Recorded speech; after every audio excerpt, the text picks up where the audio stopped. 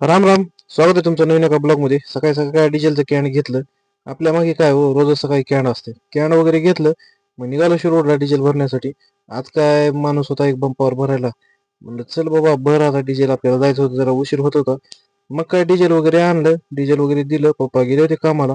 मग आलो थोड्या वेळा शेताकडे आला होता बाजूच्या शेतामध्ये मोन्या. कसं आहे हत्यार बावंदा. भावना काय 4x4च आणले हो, विषय करायचा नाही. मग काय तिथं करत होता मोगडा. मग म्हणलं मोन्यासोबत जरा बोलणं केलं. म्हणलं मग म्हणला भाऊ काम करतो, म्हणला थोडं राहिले. म्हणलं कर, चल कर. आपल्याला पण काय जायचं होतं जरा पाठीला. आज होता सप्त्यात आपला शेवटचा दिवस, म्हणजेच काल्याचा दिवस. मग काय शशी भावाला आता न्यायला. म्हणला चल आता काय अडचण नाही, जाऊया. मग काय पाठीला गेलो, तिथे भेटला होता आपल्याला करण आणि आपले काय सर्वेश्वर. मग त्यांच्यासोबत जरा थोडा वेळ थांबलो. थोडा वेळ थांबल्यानंतर काय जरा कीर्तनाला होता वेळ. कीर्तन काय ऐकलं वगैरे थोडा वेळ. मग म्हणलं कसं आहे आज शेवटचा दिवस आहे, आज जरा हातभार लावायचंय. कारण कसं आहे रोज पण आपण वाढतो. म्हणलं आज शेवटचा दिवस आहे, जरा चालू होती शेवटची आरती. आरती वगैरे केली. मग थोड्या वेळ काय बसणार होत्या पंक्ती. कसं आहे गावातल्या सर्व मित्र परिवाराच्या, सर्व थोर मोठ्याच्या सर्वांच्या संकल्पनेतून सप्ताह उभारलाय. आपल्या सप्त्याला बी खूप दिवस झाले. त्यामुळे आज होता शेवटचा दिवस. सर्वांच्या सहकार्याने कार्यक्रम वगैरे व्यवस्थित पार पडला. मग काय एक दोन पंक्ती उठवल्या, बायाच्या वगैरे पंक्ती सर्व झाल्या. सर्व मित्र परिवाराच्या सहाय्याने जेवण वगैरे वाढलं. सर्वच मित्र परिवारानं मदत वगैरे केली.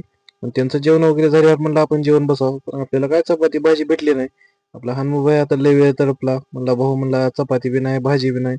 मग त्याच्या चपाती भाजीची वगैरे समजायला सोय केली. आपणच काय भातच खाल्ला. मग म्हणला हनुभाईला दिलं चपाती भाजी वगैरे. मग काय सर्व विशाल वगैरे, किरण भाऊ, आपला शशी, सर्वजण सोबत बसलो होतो. जेवण वाढून जेवायची मजाच वेगळी आहे हो. मग काय तिथला कार्यक्रम वगैरे आटपला.